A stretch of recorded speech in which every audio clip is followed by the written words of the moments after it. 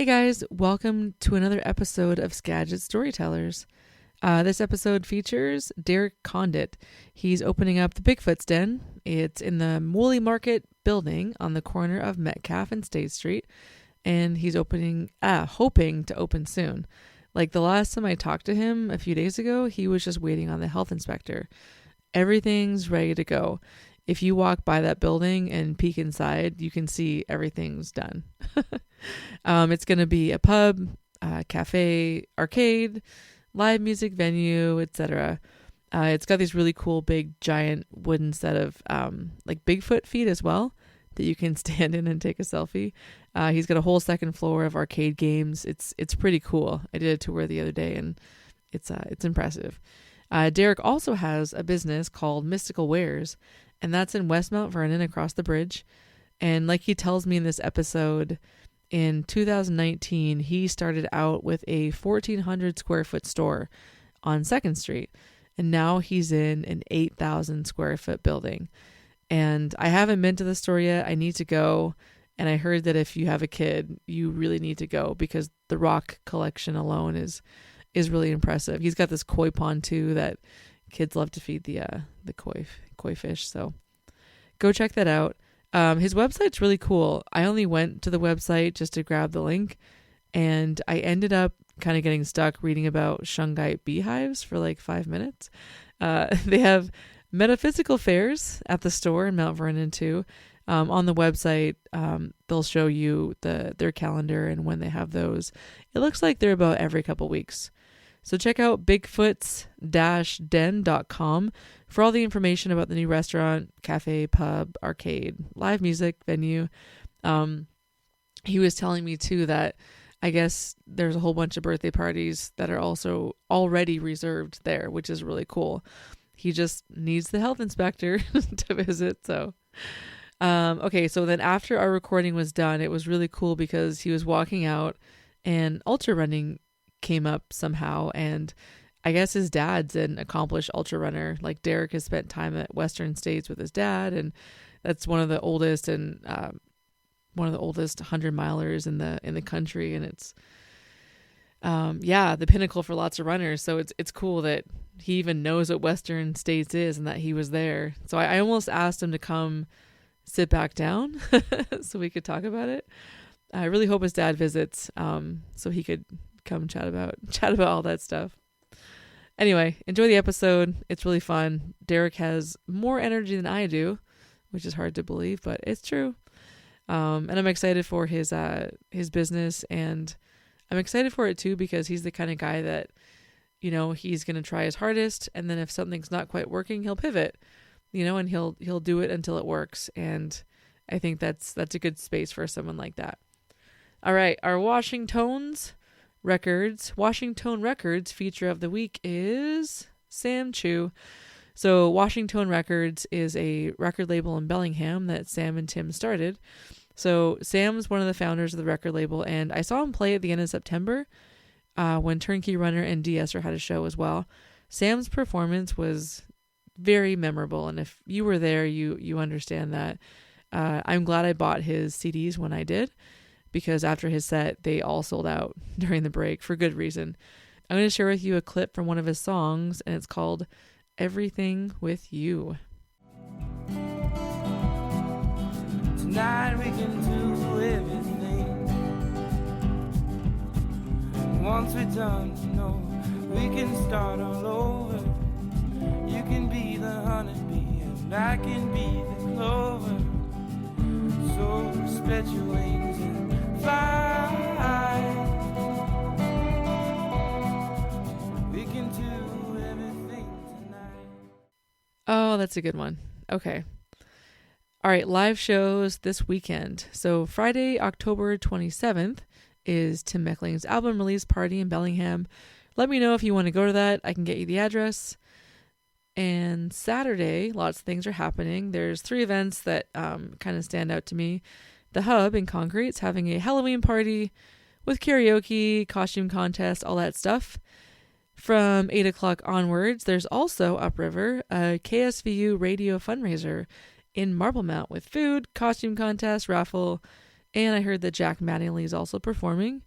And then last but definitely not least, Wet Temple and Hired Mule are playing an all-ages rock show at the Rex in Mount Vernon.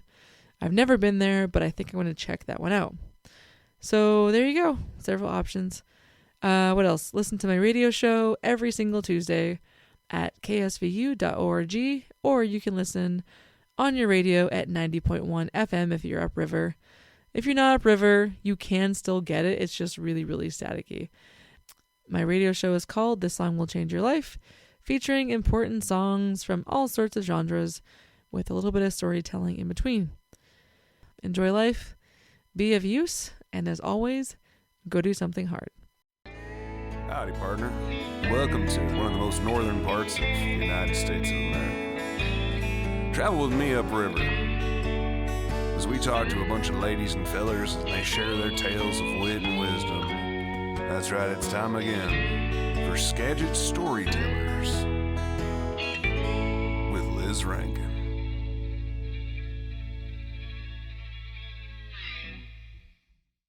Right, that wasn't even a thing No. when we first met.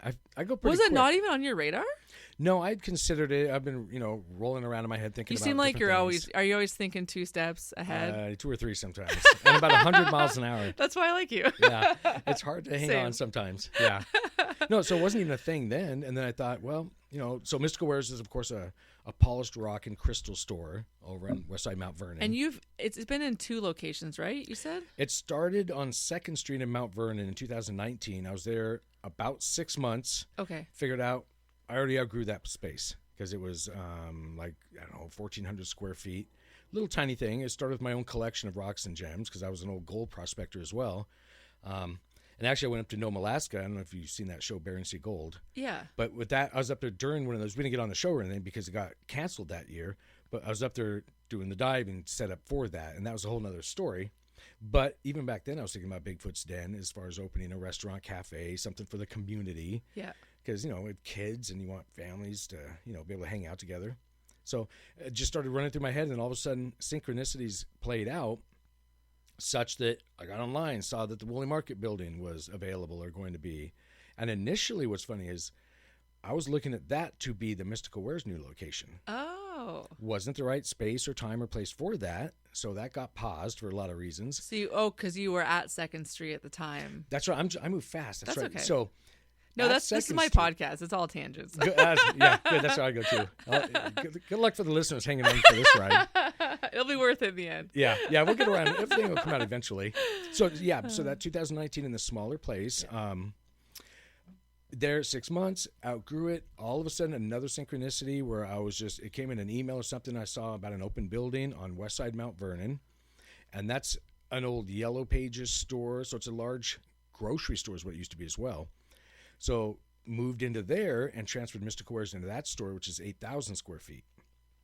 And that's where we're still at today. So you went from 1,400 to 8,000? 8,000. Wow. Yeah. And I actually didn't even tell my family I was doing it. I just kind of set it up, did it. Yeah. Set it all up, moved stuff in, and then said, oh, by the way. Is Julia surprised at anything? Oh, anymore? no. She's just as fast as me in her head, too. So it's not like she's trying to keep up. No, she's quick. Okay. Yeah. And that's what Bigfoot's Den is all about because we're going that really fast on that as well.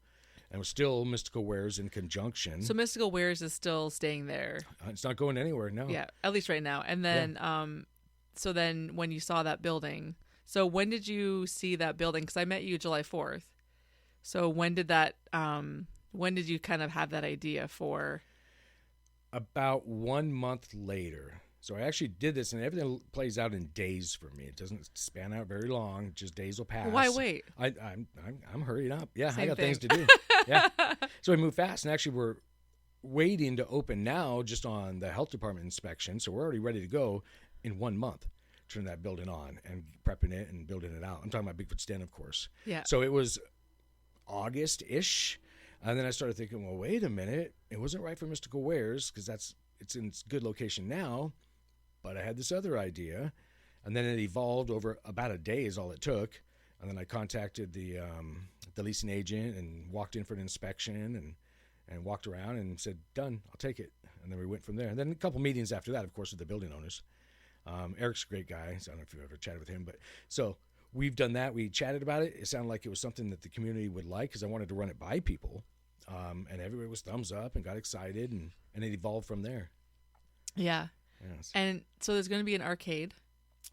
Yeah. Now there's going to be a mouthful here because yes, there's an arcade. So what it is loosely I'll call it a cafe, a pub, an arcade. There'll be live music. So we're going to have, for example, the food part where I say cafe, because it's not a sit-down restaurant where you're going to have a waiter. You're going to be given those little buzzer things that flash at you and tell you to come get your maybe Bigfoot-sized pizza. So we're getting massive pizzas, Nice. nachos, chicken wings, kind of some of the usual stuff. So that hence cafe, not restaurant. But then I'm going to turn on 20 taps as well. So we'll have the beer, wine, and cider. And then that's all on the first floor. And then the arcade you're mentioning, we're calling it a game floor because we have kids. And when you go to places like Chuck E. Cheese or wherever, you can spend 10, 20, 30, 40, $50 on quarters. Some of these games are several dollars each time to play. I'm like, well, that kind of hurts. So then I started thinking, well, let's make a place where it's everything included for one price. And so that's what we're doing out there, calling it the game floor. I think we landed on $10 an hour with everything included up there, from skee ball to foosball, air hockey, arcade games. Cool. Many, I think 3 or 4 pool tables now. And the cool thing about the arcade area of the game floor is these are games, and I built all the stuff myself too, meaning they're all brand new. So it's not just, getting it off Craigslist and it's used. The arcade games are, again, no change. So you don't put quarters in it. Some of the games have up to 60 games on just one console. Oh. So you may see 10 or whatever games I have going in there, but some of them have over 100. Some have more. So it just varies. So there's a lot going on in those games. Interesting. And that's why I want to do that, because otherwise you're stuck to, if you're into the Pac-Man thing, well, then that's one game on that one machine. And the way to take advantage of the space is to basically, it's called an emulator, but a computer basically that looks like an arcade game. And you have now hundreds of games in that small space. And that's what we're doing. I feel like when I went to Chuck E. Cheese a couple of years ago, I don't know when they started doing this, but when I noticed it, they were having cards where you could buy like half an hour. I saw that. Yeah. Which I think is great, because it's not really like, well, my kid gets exhausted after 10 games. No, your kid gets exhausted after a certain amount of time. And it's nice too, because then we can kind of plan our visit better. It's like, okay, we got half an hour. Let's go in, get a card. And then when the card's done, we leave. And I think it's almost like helps the kid understand, like, okay, we're done now. Yeah. Yeah. It's a different way of regulating the gameplay, because then you're not limited by how many, what quarters or dollars or whatever. Yeah. I don't know what they charge. I need to go and look again to see for the, say, half an hour one. We Gosh, what was it? I feel like it was pretty reasonable. I will say, though, and I mean, you're going to have this with anything. People are looking for shortcuts. So when my daughter and I go, we buy one card, and then I scan it, and then she takes it, and she goes to the game she wants to play. Oh, great idea. She waits a couple seconds, she scans it, because if you scan it too fast, it won't let you. And I've seen other people do that. So I don't think you could do it with a whole bunch of people, because you'd be fighting over the card constantly. But, a dad and his kid, why not? That's not a bad idea. I didn't even think about that. Yeah. Interesting. So I'm thinking about, would people get a wristband and go up there? Yeah, wristband. Yeah. We got little paper wristbands. We'll give them and do it by. And we're not gonna. There's not gonna be game floor police coming up there.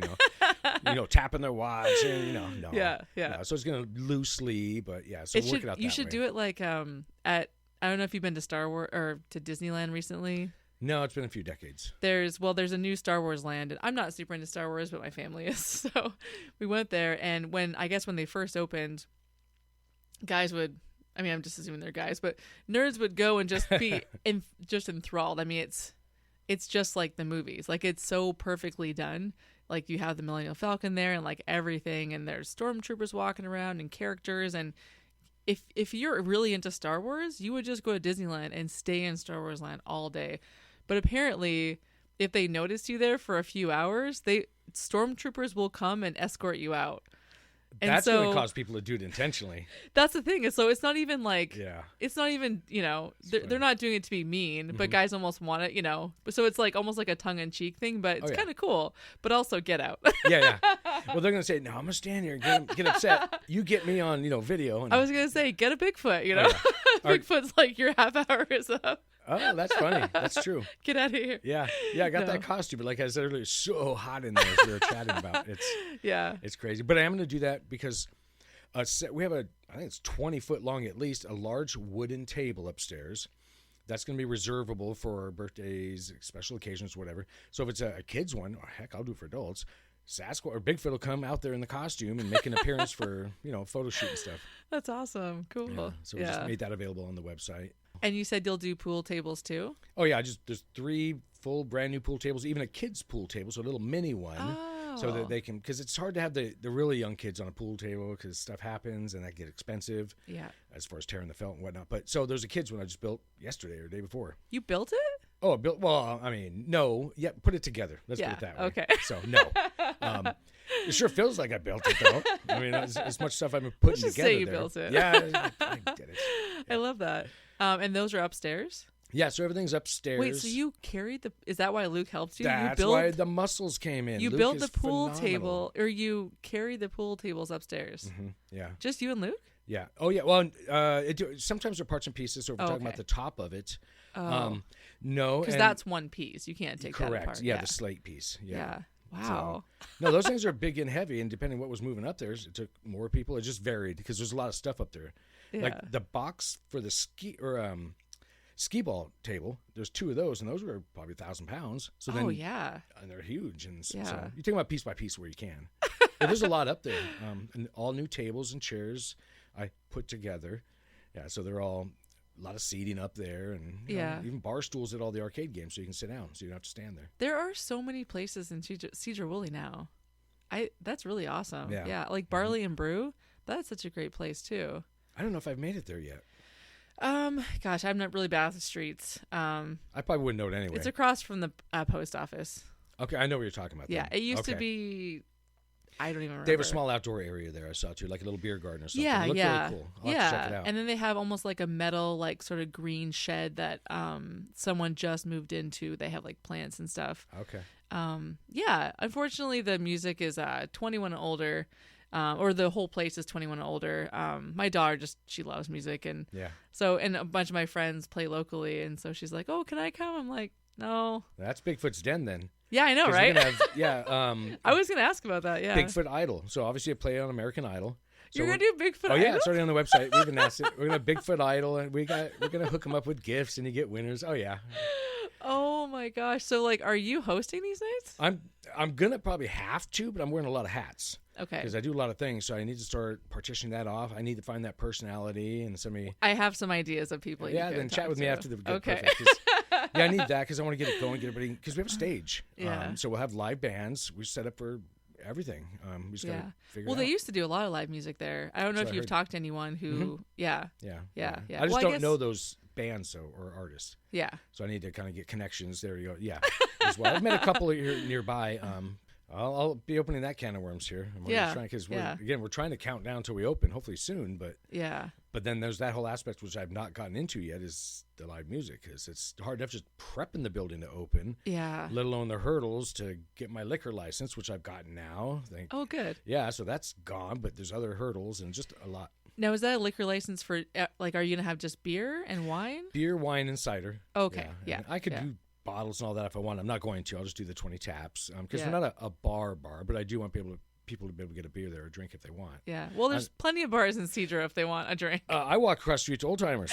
That's where I'm at. Yeah. They're like, can I get some whiskey? Or like, go see Luke. Luke's right across the street. Oh yeah, we chatted. He's a great guy. So is that how you first met Luke? Was just at the store? Like, yeah. Absolutely. And you're like, hey, I'm your neighbor now. And I went in there. I think one of his bartenders recognized me and gave me a heads up, and he came over, just friendly as all, and shook my hand, and we chatted for a few minutes and went from there.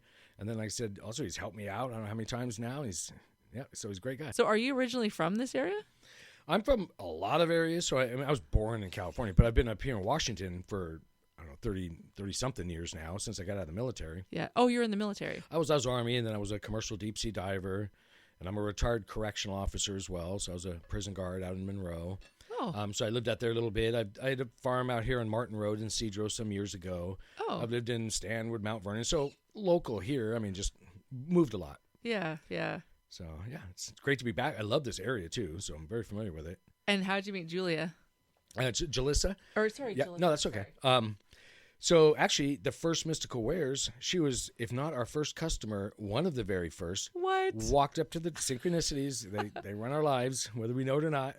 And that's how it played out. And she actually, showed up there and just kind of, she started volunteering and helping out and just kind of evolved. Yeah. Oh, wow.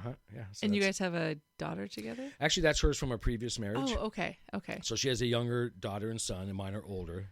And Olivia, my daughter, actually, technically, I guess, is running Mystical Wares right now because I'm so removed. Yeah, because Jalissa and I are building Bigfoot's Den. Yeah. And that's both of us, all hands on deck all the time. Yeah.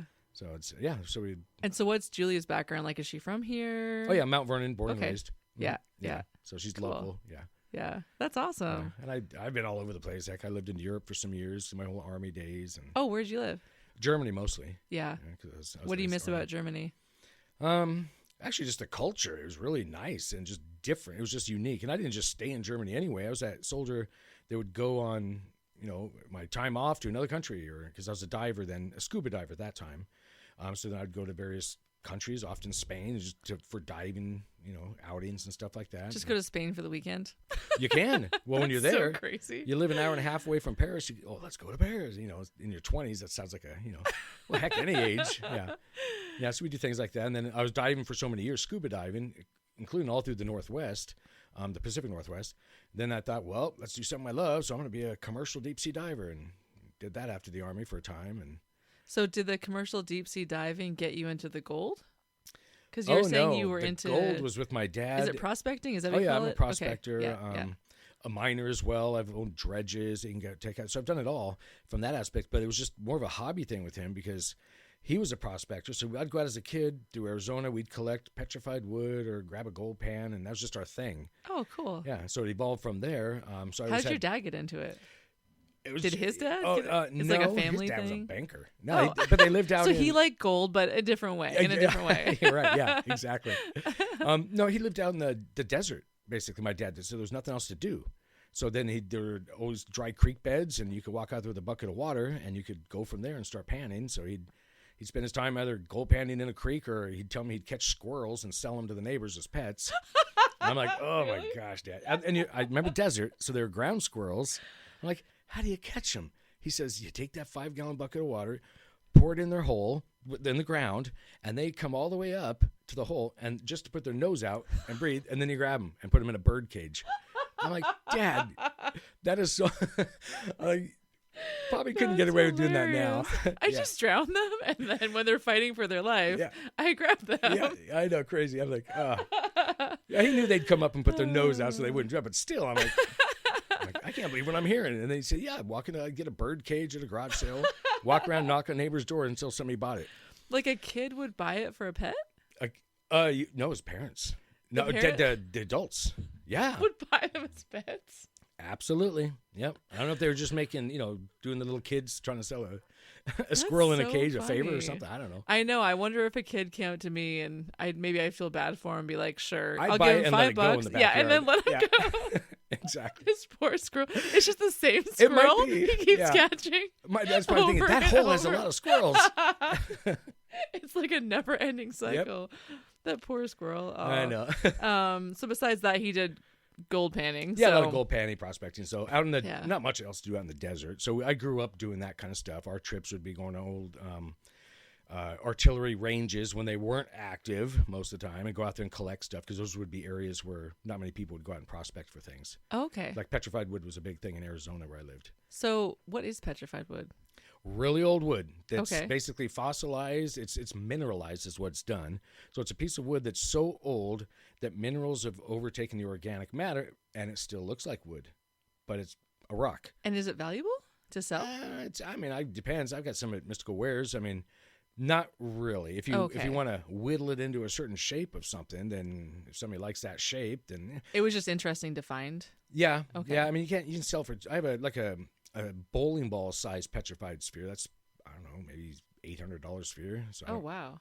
But not everybody's Yeah. buying those things. I bring that stuff in for display so the big pieces, so everybody can enjoy it. Yeah. Because that's not something most of us can afford to put in if you even wanted it, Yeah. on Yeah. your mantle at home. Yeah. But yeah, so it just varied. But back when I started, it was the rocks were barely polished. It was more slabs. So somebody find a shiny rock that had some color to it or something and polish looked like a coaster to you put under like a teacup or something, but flat. So I'm just trying to tell you what a slab would be of these rocks, and that's how they were only sold. Oh. Now, as the years go on, they're carving them, usually in different countries, into little animals, a bird, an owl, pick your animal. Yeah. And they give them in different shapes or polished rocks now. So we have probably one of the largest collections in the United States of polished rocks. At your store? At Miss Squares. Oh, yeah. Oh, wow. Over 300 something of them, and it goes on from there. Gosh, I almost don't want to tell my students because kids are so in love with rocks. It's all energy. I know. It sounds like crazy so talk in love too, with but rocks. you get led to. But just like rocks from the playground, like not even That like too. fancy, fancy rocks, just like regular street rocks. Oh, Kids sure. love them. Mm-hmm. Yeah. Actually, I was just thinking, I have a bunch of rocks over there. But what I do is when I go places, I'll just find a nice flat rock, and then we get back, and I'll write where we were, and the date. And so at first it was just, because I was really cheap, and so I would do stuff like that instead of buying a plastic souvenir. But then, actually, one of the containers broke, and I had to move it to a different container.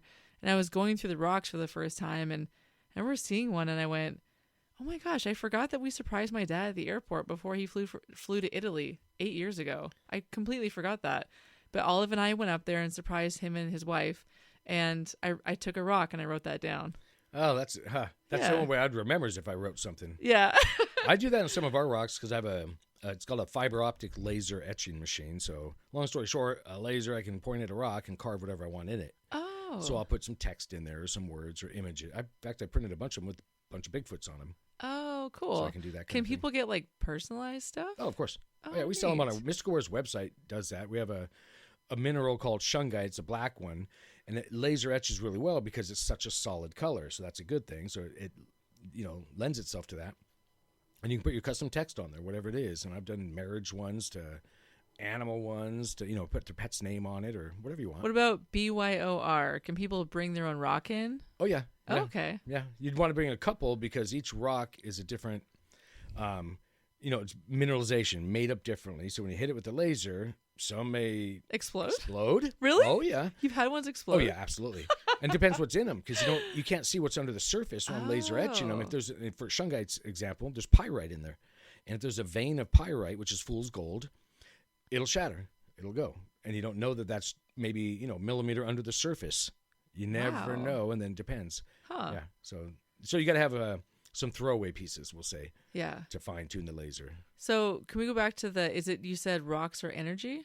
Oh yeah. Okay, yeah, I've never heard that. What do you mean by that? And that's I won't bore you and get into all the physics of it, boring. but that is a physics thing. So there are frequency, and that's why people are actually, and this is all the science part of it, why they're led to either touch that rock or pick this thing up, and people too, to be around certain people, you'll feel it energetically. It's called a biofield. So and some people call it an aura, same thing, but you have a frequency field around you that sometimes needs to release, and they call it earthing or grounding. Huh. That's why some people say go hug a tree or go sit down in the dirt. I was gonna say I've heard of all legit. like forest like grounding 100%. or nature bathing or something. You can call it anything. It comes by 100 Yeah. different names. Yeah. It is all air quotes here scientifically proven because it does release those frequencies, and then you feel better. So it is energy. It's a vague way of terming it, but no, it is how it actually goes. It's funny because I think about like this morning we hiked Sauk Mountain, and I was thinking about how how much better I feel after that kind of thing. But my first instinct is just to think it's because of the physical activity. Oh. Well, I could just go on the treadmill and get the same thing. I've done the treadmill; it's not the same thing. Now they'll actually tell you if you get deep enough into it. There's a buildup of electrons in your biofield, and it's all invisible stuff, of course, but it is measurable. There are instruments you can measure this stuff with, and that's with those electrons, earth or ground. That's why we have copper wires on a lot of things, and you're grounding the excess energy into the earth. That's what that's all about. Well, humans are energy. We just don't think of it that way, but that is it. So literally, if you sit down, the excess electrons in your biofield go into the earth. That's measurable. That's a thing. I know we're not taught it in school, and often call it woo-woo and this, that, and the other. Well, it's an actual thing. And, yeah. So that's why some people are led to, again, pick up a certain rock and things like that. And there's no set magic rock somebody has to touch, or you do it with your gut instincts. If it's, it's like just like food, you know if that whether you should eat that or not. And Yeah. yeah, it's just Interesting. So, tell me about some of your gold experiences. let me think. So when you were a kid, you started with your dad. Yeah. And that started the.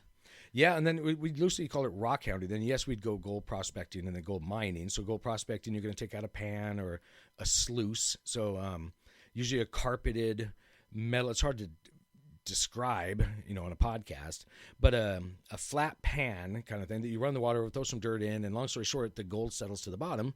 So at the end of the day, you pick out this piece of mat or astroturf, shake out the gold, and then you pan it from there. And you can make a couple few $100s a day. I'll tell you, where you went hiking today, there is. I've been all through this area. I haven't found a creek or river yet that does not have gold in it. It's in this area? Everywhere. No, I'm not. Yes, in this area, but I mean everywhere. And that's the thing. Now, it depends how much is there and then how much effort you have to get it out. But there is gold everywhere. Huh. Oh, yeah, it's one of the most abundant metals on this planet, but it's small. Yeah, we went to Razor State Park, I don't know, maybe a few months ago, and we were just kind of walking along the river, and I was like, that's so shiny. Like, there was Pyrite. just... Oh, pyrite. If it was gold, you wouldn't see it because it would have sunk down. So when you're looking down in there, you see little gold flakes, fool's gold or pyrite. Oh, That's that stuff that was in Shungite I mentioned too. And yeah, so it's soft. And how you can tell the difference is if you get a piece of it, poke it with your nail or a pin or something, and if it's real gold, it'll dent. If it's pyrite, it'll flake. Oh, Gold doesn't break. Yeah, it's softer metal. Yeah. So that's one way you can tell. But if you're seeing it, it's not gold. What's like the biggest sort of nugget you've seen? That was in Nome, Alaska, as I was mentioning too. And it wasn't even mine; it was somebody else's. But oh, geez, I don't. No, you know what? No, it's not my dad's. I forgot. He rattled a jar out in front of me a few years ago that he said, "Look what I got!" Because he's been doing it for decades now. He's in his 80s. Oh, he's still doing it? He's still doing it to a slower degree, but he's still doing it. Yeah. And then he tells me, "I've never sold a piece. I have everything I've ever collected." And obviously, oh yeah, and I don't know what it is. He didn't show me. But with the jar he brought out, I don't know, mason jar size of stuff. And in there was a big old, I don't know that he even told me the size. We dropped it in my hand. So it was like a golf ball? About half a golf ball. Wow. And that's huge. Yeah. For one solid gold. But he had lots of those things of different sizes. But that was probably the biggest one. But most of these guys, those type of gold prospectors or gold miners, will get their stuff, never let it go, and just bury it in the backyard somewhere. Really? Oh, yeah. Huh. Oh, yeah. Does it kind of become like an addiction? Oh, absolutely. Okay. Yeah. And I've had houses where I've dug out of a cellar old jars of pennies that they buried in the wall. Oh, yeah. And we pulled in, of course, they're, darn near 100 years old, the pennies in them. So, yeah, I pepper through. There's some pretty pricey ones, but yeah, that's the thing people do. Oh, wow. I never thought about that. Yeah, I hope if he did, and I'm just having fun with it because I don't think he buried it. But let's say he did, he better have made a map and put it in the will. Yeah. So no, well, it reminds me of that show, The Curse of Oak Island. Oh, yeah. So I watched that couple of first seasons on that one, too. Yeah. I felt like after the third season, I'm like, they're not going to find anything.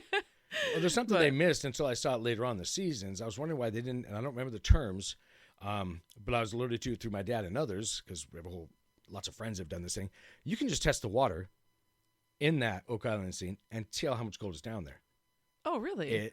Particles come off. That water will be saturated with gold or lead, but the person needs to know that. And literally, they could have grabbed a mason jar, dumped the water in it from the water that's already down there, shipped it off, had it tested, and then they'll say, "Well, there has to be this much gold in that water's cavity to have those many particles in that." Yeah, that's a thing. But well, yet they drug it out for 10 years. They can't have 5 seasons or whatever. I was just going to say that. I'm like, come on. Somebody attached to this show has to know this. Yeah. But I don't know. I mean, I know they do tours there, so there's no way that... I'm pretty sure they do because we were talking about how much fun it would be to do a tour because we watched the first couple seasons pretty religiously. I thought it was really interesting. It's fun hearing how the brothers first heard about it, from the 70s from this magazine and... how it was around for so long. So, yeah. We did that. My dad and I do that. He'd collect them from usually garage sales from the old timers out in the desert, because that's where we lived.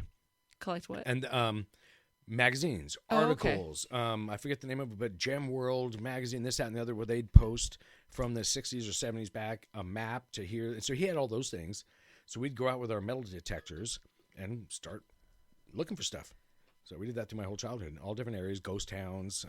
A lot of it would be scraps of metal you'd find. I was gonna say, what's the coolest thing you found with a metal detector? Well, that was in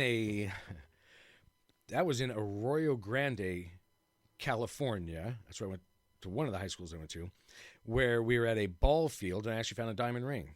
Oh, So, I mean, monetary-wise, that's you wanted to hear, well, this big old nugget under this. No, there's a ring that, because people lose stuff at the ball fields. yeah. Or you yeah. go to the beach and find stuff. So, a diamond ring. Yeah. But I found all kinds of stuff.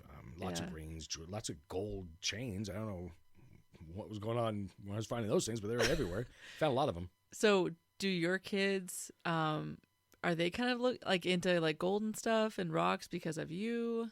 Olivia is now, because she's managing Mystical Wares. She has to learn about rocks. Yeah. She does. She's past me, far surpassed me now, because she's her day-to-day now. And how old is she? 19. Okay. She's been She's doing it for several graduated? years now. Oh, yeah. Yeah. My son, Kiefer's in the Navy, so he's Oh, okay. he's off doing his thing, so he's not really into the rocks and minerals and stuff.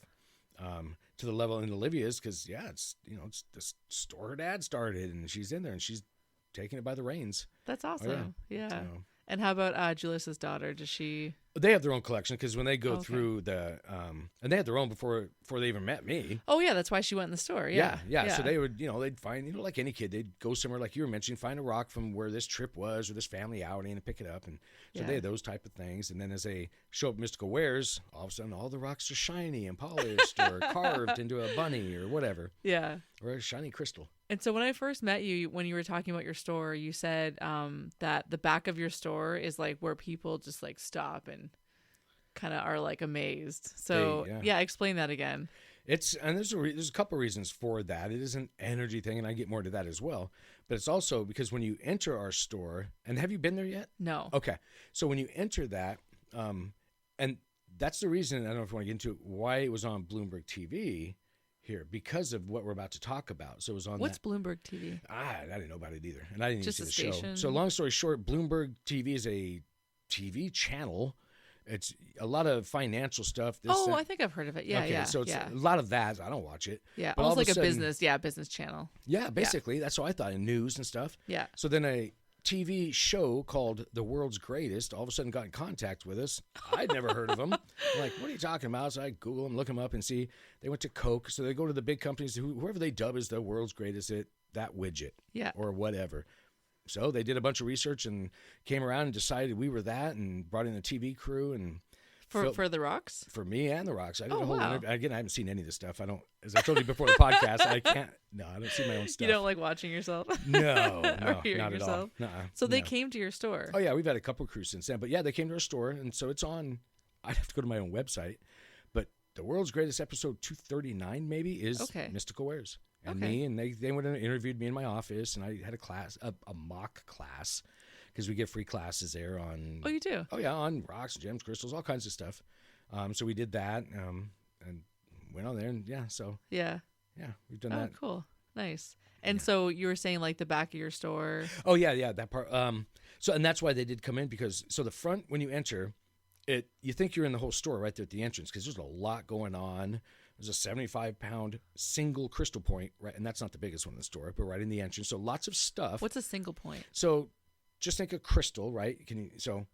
But I'm holding my hands up about 1.5 feet across. So just a single crystal, one piece that weighs 50, 60, 70 Wow. pounds. I have some for almost 300 pounds in the back room. Oh my god. Oh yeah, and they in your watches, when we'd always have those watches say quartz on them. Yeah. There's a reason for that. There's an actual piece of quartz crystal in your watch. That's what sets the frequency or holds time in there. So there's literally a piece of crystal in Oh, there. I didn't know that. I know. A lot of us didn't, because it's not like you're gonna know that kind of. It's Yeah. not common stuff. But that is the way it works, because they hold certain energies and frequencies, and they're repeatable. So that's how you can say it's quartz accuracy, because it vibrates at a set rate, no matter what. Everything does. Again, that gets into the physics part of it, where it's like, oh man, it's hard to Yeah. describe sometimes. Yeah. But it is a thing. Yeah. So in Mystical Wares, when you enter, you got a lot of that, and you just literally feel it. You physically feel energy. Energy is a really vague word. And that's when you first come in. When you first come Yeah. in, and then you look around, there's a lot going on, and then you can kind of look off to the left. And for the listeners of this, on mysticalwares.com website, I think the About Us page, there's a full-blown 3D virtual tour We had somebody come in, she volunteered and did the whole police crime scene camera and took all the photos. So when she patched it all together, you can move around in the actual store Oh, cool. from our website and see it. And you'll even get what I'm talking about from that. So you get in the entrance and then you'll notice, oh, there's more to the store. And then it opens up into another expanse. And we're still not talking about the back of the store like you were bringing up. So now we're still in the second room, we'll call it, with all the hundreds of polished rocks and crystals. And that's a big space, twice the size of the first Mystical Wares. Then you see another doorway in the back. And then when you look through that, it opens up into 8,000 square feet. I have, now we have a 300-gallon koi pond back in there. Oh. That's small because that's just taking up a little print. Yeah. I don't even know. There's just countless stuff in there. There's so many rooms full of hundreds of pounds of polished rocks and crystal spheres and points. And What was the reason for the koi pond? the energy, the feeling, the calmness, because that's all about it. Because you want The sound. people feel it. Yeah, all of it. Like you a really fountain. do. Yep, Yeah. exactly. Oh. It's a calming thing, and whether you're into that stuff or not, or it's all woo-woo, makes no difference. You go in there and it just feels good. It's almost like there was a comedian that talked about, or no, it wasn't a comedian. I forget who it was, but they talked about, hey kids, you want to go to the free zoo? And it was just the pet store. Yeah.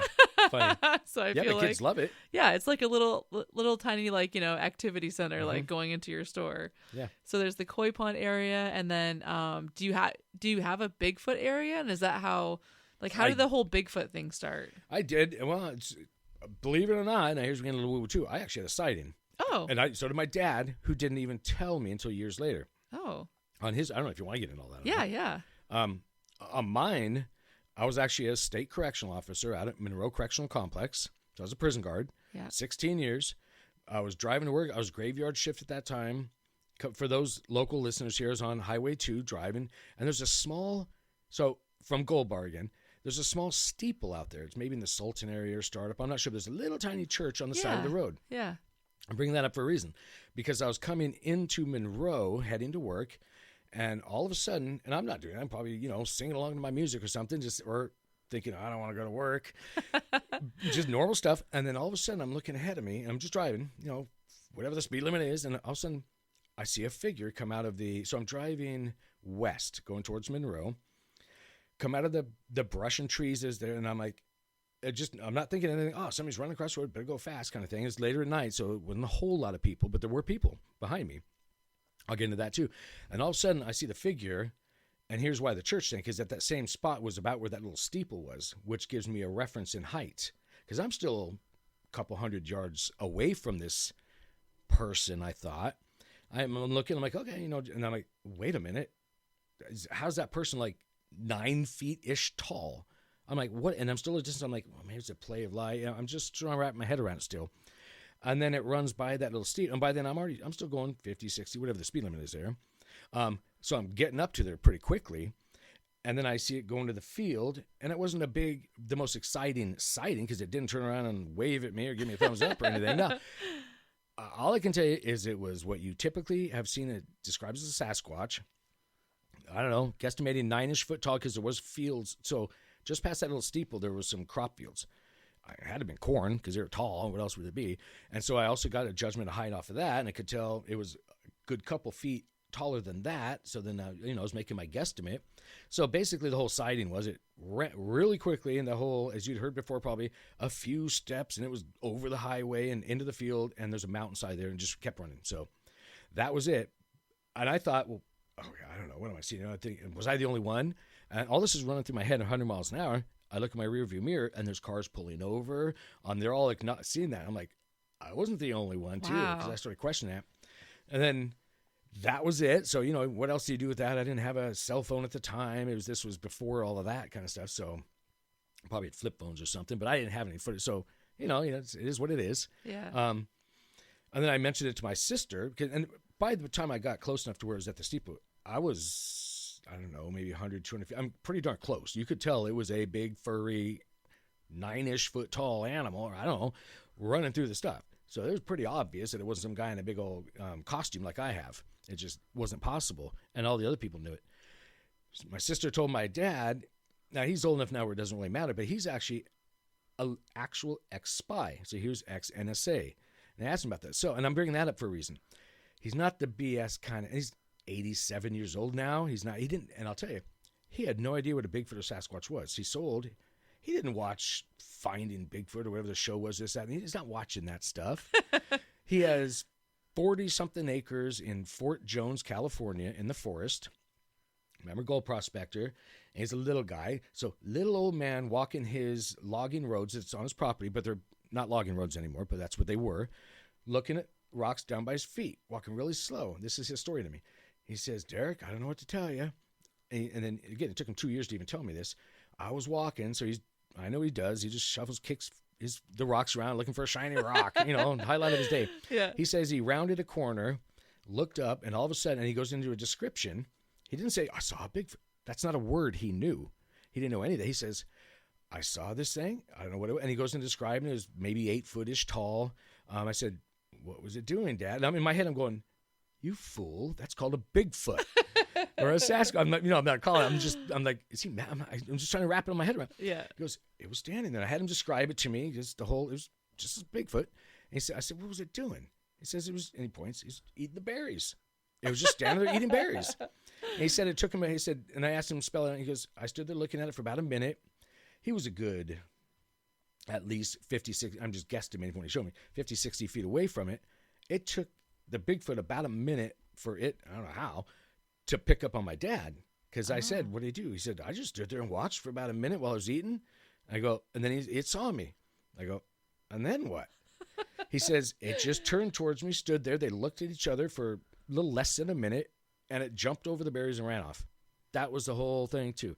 But he had no background to bring that up. He didn't know what to say. He was just dumbfounded by it. Yeah. He didn't know even how to wrap his head around it. Like I said, the word Bigfoot's not in his vocabulary. And I think that's one of the things that people bring up when they maybe don't believe someone. Mm-hmm. They're like, you were looking for it. You wanted to see it, right? Oh, yeah. Like you wanted there to be a UFO. You want there to be a Bigfoot, but your dad's like, I don't know on his private property. Yeah. And he's not a lion. He's not capable of that. Like I said, it took him years. And he only told me about it because my sister said, did you tell Derek? And I'm like, because she knew out of my sister, but I didn't call him and tell him because I'm not going to call him. It's just, what do you do with that? And then all of a sudden we find out that it is what it is. They're a thing. They're absolutely real. And I've had other instances from that, but that was the most blatant one in the first one. So, and then, like I said about my dad, and it's not I'm some Bigfoot guy or anything. I think people are thinking that because of Bigfoot's Den. Yeah. We're just having fun with it because we're in the Pacific Northwest. It's a fun theme. Yeah, exactly. That's what it is. It's not like I'm trying to convince. I don't care what you believe it or not. It's not. Why did that affect me? So I'm not out there like trying to, push the Bigfoot thing. No, it's just a fun name, a cool thing, and I just happen to have a side. I'm not telling people that. It just came up in the podcast. Yeah. Well, I think definitely like it would. Like you said, like families walking by, like, oh, the kids are going to be like, oh, that looks fun. Like, let's go in there. We have a bunch of cedar carved Sasquatches or Bigfoots in there already, 7 foot tall. We had a local artist do it, Marcus Jansen.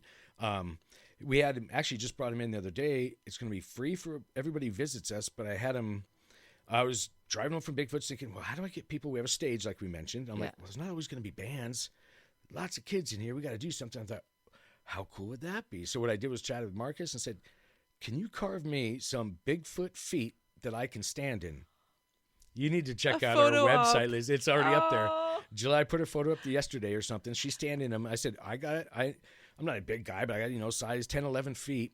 I said, I don't want to take my shoes off, but I want to have that selfie spot. And so it's already done. If you go to bigfoots-den.com, you'll see down in there an image of that. And we're putting it out for free. And they're like 3 foot across, carved out of cedar wood, and literally you step into them and you're all of a sudden a Bigfoot. Yeah. Oh, that's such a cool idea. Yeah. So and we have some silhouettes and other carvings here. So lots of selfie spots. Yeah. And Bigfoot's Den. Yeah. Keep it fun, kind of thing. Yeah.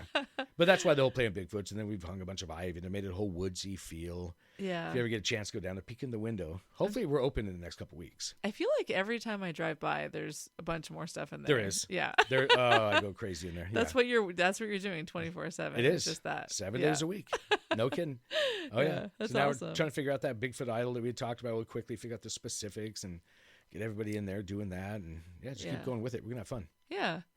And I didn't realize how big that space was, because I think the last couple of times that I was in there, I don't think I've ever even been upstairs. Most of them didn't make use, and that's why they liked that we were coming in there, because I'm like, I'm going to use, and it's 18,000 square feet. Oh, wow. I'm going to use every square foot and then some, and I'm going to squeeze something else in there. And we are. We're doing that everywhere. So it's upstairs, and there's a whole third floor downstairs, but that's not for the public. It's storage. And so you said that people have told you that the building, the Woolly Market building, is haunted? Oh, yeah, more of it. Oh, yeah. Have you felt anything or seen anything? Yeah, and I have some past in some of that, too. I don't know if you want to get into it on this podcast Sure, why not? or not. Yeah. So let's just say I have kind of a big background in that stuff as well. There's been lots of things. Actually, my daughter, one recent example, she was there working at the Woolly Market we're talking about, doing something upstairs, all of a sudden downstairs in the basement, and there's a whole flight of stairs you got to go down. The lights start going on and off and changing, things like that. Oh yeah. So she's had that kind of thing. I've seen what do you call a ghost? You can call it a faint. So I've seen apparitions, things like that, all sorts of stuff. But that's, believe it or not, my whole life. Really? I think we all have, but whether we acknowledge it or not. And some of us, I don't go into fear. And so I'm that science guy. I'm like, well, there's got to be an explanation for this. So I just wrap my head around it. And you end up landing on something called the metaphysical. That's a thing as well, where all of it, and I won't get too much in that, but all this is physical. Well, there's a whole nother station out there that you don't see, and sometimes it blends or bleeds over. And then sometimes we call those ghosts or spirits or whatever. Lots of names, but So there's stuff that's around there, but there's stuff everywhere, to be honest. I mean, throw a rock, hit a house, somebody's passed in that house at some point or something like that. It'd be interesting for when you're, and I don't know if I'm thinking about this because I'm always thinking about people's stories. Whenever I meet someone, I'm like, oh, podcast guest. But I was just thinking like, when someone comes in, maybe having, I don't know if you could have like a spot where like someone could write out, like if they've had an experience at the market, they could like write it out and then just eventually collect all these stories. I could on the website. That's a good idea because I could do a whole little blog entry thing or just have somebody submit a form. Have you, like maybe someone goes there on a Friday night and they have an experience like, did you have an experience here? Scan this QR code and fill out this form and your experience could be on our website, So that's just not a bad idea. Something kind of fun, you know. Get a spot where people could do a selfie with like a ghost where there's actually no one there. Yeah, or get an image showing up on there or something. Oh yeah, like a little hologram, like when you're in the Disney ride and the hologram shows up in the in the chair with you. Speaking of trivia, I was doing trivia about Disneyland, and I guess that it's very common for people to bring ashes, like people's ashes, and they sprinkle them at outside the Haunted Mansion. Really? It's like very common. People do it all the time. I wonder why. I don't know. But because I think I was maybe doing a haunted category of maybe Disney. Maybe it was something to do with Disneyland, but yeah, there's a lot of Disneyland haunted stories too. I have to watch where I walk when I go there next. You never know who you're going to step on. Yeah, right. So have there been a lot of things coming up that you had no idea were even a thing? Oh my gosh. Because we're not just a bar, we're a cafe, we're an arcade, loosely you can call it that. So we're a lot of things, an event center. So it's a lot of moving parts there. And yes, there's a lot of hurdles, and most of the headaches are the hurdles we have to jump through for the regulators, the inspectors, this, that, and the other. Not that you don't want to do those things, but you have to do step A to go to B, and then sometimes you go back to A, and it's just so that headache of it is the bad part. Well, and also, like, you're a business owner, but your business is in Mount Vernon, and this is Cedar Woolley. So, I mean, is there a huge difference between... Not the government red tape, but the people here. We're getting a whole lot of help from, so I got to give props to Cedar Woolley. Luke on a big time, but even others as well, because when we needed help, we'll do a posting on Facebook, and we'll get people showing up to help do this, that, or the other. No, it's been great. We've really appreciated that. Do people like stop by all the time? Like every day, all day long. And yeah, I know. I'm like, well, these are going to be my customers, so I want to be nice. So I'm thinking, you I have got to do be 50. kind, I know. Well, I'm you have going to be stuff like, to do. I'm like, so they'll knock on the door and you're like, hey, I'll give you 5 minutes. Yeah, we put a bunch of cards out there, and there's always people, and I want them doing it. I want them looking and they're getting excited. Yeah. But now I'm getting frustrated because I'm like, I want to be open. I literally painted every square inch of the whole place myself in there. And You painted it? oh yeah. Oh, that's a And huge I place. had to save. I know. Yeah. As I found out, I was sore. It took days. And then just all the moving parts, filling in holes. Yeah. You know, just what comes with bringing back to life a building. Yeah. Especially when that old. There was a lot of maintenance. I'll just say that had to be done inside. How so old is the building? 1920s, I think. Really? It's over 100 years old. Oh, I guess that whole strip would be, right? It would be. And on our Yeah. website, we found a photo of it back 100 years ago of the building and the street, and I overlaid it with today's shot, so you can grab a little slider and see it change by 100 Oh. years and see the difference. And it's Oh, cool. not much different other than the cars. You see 1930s and 40s cars Yeah. parked on this little image slider, and now you'll see some Mustang, whatever, Yeah. newer cars. Oh, cool. So that's neat. But no, we're having fun with the names, and all those are up there already and things Oh, like cool. that. Yeah. Nice. And then the Bigfoot-sized pizza is a big 20-inch pizza that, massive. Is it shaped like a Bigfoot? I looked at that as well. It doesn't cook evenly because I'm a pizza guy. I was that kid in high school spinning pizzas up in the air. And Oh, you worked at a pizza place? Oh, I worked at 4 of them. Oh, yeah. which ones? It was called DeMattia's. It was Down south. Yeah, down south. Yeah. And then other ones up here when I got out of the millet, but it was, Pizza Hut, whatever. Yeah. But bunch of them, and some of them, you'd have the whole display thing where you're actually throwing the dough, things like that. So, yeah. they're just different types. But what I was getting at is it's hard to cook those because the toes would cook faster than, anything else. And so I thought, well, heck, I'll just take a pepperoni and make that That's the toenail. But then hilarious. so it ended up being too much of a headache to, I think, actually have happen. Yeah. So we'll just go big size pizza. Yeah.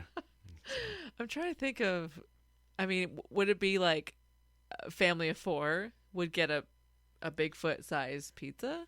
I'd say that's about right. Because Yeah. if you cut into slices, are they? You're all going to get probably 4 pieces each. It's a big pizza. 20 inches big. Because as it starts growing, you think 16 inches is large typically somewhere. Those are the 4 inches all around the pizza. Wow. That's what adds on. So the pans, and they're in there. It's big. Yeah, we're going to post one up on the wall so people can see it. That's then, awesome. Yeah, and then they'll figure it out, But parties, if you reserve the game floor or table for a party, you get a couple Bigfoot pizzas. And like I said, Bigfoot will show up at the party. And so we're having fun with it. How about are you gonna have TVs for like sports? Or? Oh yeah, I'm sighing because I just climbed I don't know how many ladders holding 65-inch TV screens, climbing up because for those that don't know, the Woolly Market has you've been there. What is it? Maybe 40-foot tall ceilings inside, huge cedar beams. So the answer is yes. I've already mounted the TVs up on spots above the bar, up high, all over the place, and set them up to sync online to play the games, whatever game's going on, and cycle through. So those are all in there now. So as people see in there, so we'll have whatever's local games going on. We'll have that up there. Yeah, I'm thinking of like I've seen places that have like college games, but also I think about I think is it Lyman had like the Cedar Woolley girls softball. Luke had that on yesterday. This plays old timers. I saw that he's thumbing through the channels. I'm like, look at him. He's going local.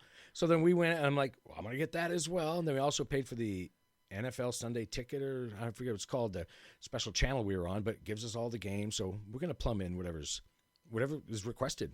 I'll put it on different TVs. I think that's so cool. And I want the local ones, of course. Yeah, because I was thinking it's the worst when sometimes you go to a place and there's nothing playing. Like, in terms of music. Yeah. But you got the game on. Like, that's, at least there's, noise. Yeah. So, we'll always have, so I think typically we'll have music playing, the game muted, but on. Yeah. So that kind of deal. So everybody gets, happy. Yeah. Yeah. So it'll be interesting. That's awesome. You'll learn quickly. Oh yeah. We'll pivot where needed. The first week or two. Mm-hmm. Yeah. I love that whole pivoting thing though. Cause I feel like a lot of people get set in their ways early on. Oh. And they can't pivot. I'm that way with mystical wares as well. I'm going to modify the second it's needed. No, you don't want to get stagnant. You got to change. In that case, get a new rock in or move stuff around. Or in our case, we're going to modify the menu. Something's not selling. That's not on there because it's my favorite thing.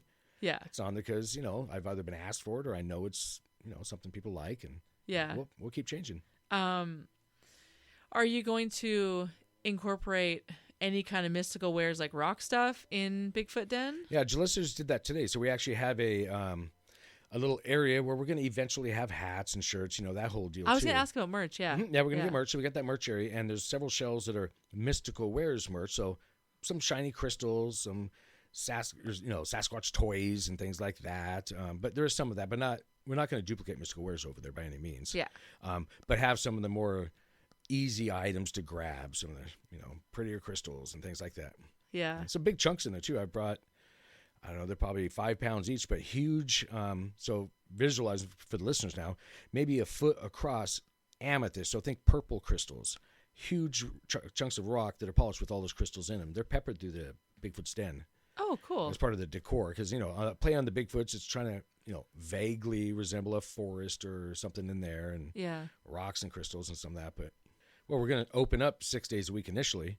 And then knowing me, I'm going to hit 7 days a week, not long. Oh, yeah. And then, knowing you. Mm-hmm. Yeah. Yep. We're 7 days a week selling rocks and crystals over Mystical Wares. I feel like there's nothing you would say that would surprise me, because I just thought too, what's your roof like? Are you going to do stuff on the roof? Can you? What I found out on that is, it is built to code to support people. Shut up. Yeah, but now the thing is, the only access is in the upstairs bathroom, and it's a little tiny hatch, so I'd have to have some staircase built to make it actually feasible to get up there. But it is set up for that. And I'm thinking, do I put up some railings? I'll put some Private trees parties? up there. I would do all that stuff, but it has to be a bigger entrance than it has now. That's the only thing. So I have to figure that out. I'm kind of limited. So I was gonna say it could be like a private thing where no one knows about, but if I wanted to do it, I'd want to have music up there, so people would notice right away if there was. maybe I get an was a outside band on the roof. staircase. That might be the way, actually. Yeah. Oh, but you can't really, because it's sidewalks all around that building and that city property. Oh, temporary scissor lift? I know, and we've got one there. There's a lift, so you can maybe get a half dozen people in at a time, lift them up and down, and hope the thing doesn't break. Well, I mean, with obviously the not great weather we're going to be having for the next 6 months or so. Yep. Oh yeah. It'll give you time to figure the inside out, and then once you figure all that stuff out and it's smooth sailing by the summer, then we can start. Yeah. Oh yeah. Yeah. We'll get ready by this winter. I mean, again, we'll be open in a couple weeks, and I don't move slow, so we're going to keep just evolving and making the changes where needed. Our occupancies, I think, it was 255. So that's not a bad number for a place downtown Cedar Woolley. So we can get some people in there and have events or benefits, different things like that too. So hopefully we take advantage of that space like that. That's cool. Mm-hmm. Oh, I'm so excited. I feel like there's just so much opportunity there. Mm-hmm. And also not just the space, but to have an owner like you that's I'm open, come talk to me. Mm-hmm. Who knows if that would be something that I, could help with or be interested in. And absolutely. Yeah. Yeah. Awesome, Derek. Yeah. Oh, well, thanks for coming on. Oh, yeah, I had a great time. Yeah. We were all over the place, and that's great because, there's so much to talk about. Yeah. Well, and I love it. I love, I've heard from several people, they'll say things like, you know what? Before I met that person, I listened to your podcast about them. And so it's kind of like a nice intro, oh, I kind of get where he's coming from. Sure. And then they meet you, and then they're already a couple steps ahead, which is kind of nice. Mm-hmm. Someone will meet you and go, hey, dude, I went to Germany too. Let's talk about it, Exactly. So that's what I like about this podcast. It's somebody will come in to listen to your podcast and say, so where'd you find the gold around here? What creek? Yeah. Yeah. Or, hey, can I tell you about my Bigfoot experience? And you're I'm trying to fix this pool table up here. Can you give me a few minutes? Hopefully this place has more downtime to where I can chit chat like that too. Well, I know. You'll see. I know. All right. Well, thanks for coming in, Derek. I appreciate that, Liz. Thank you.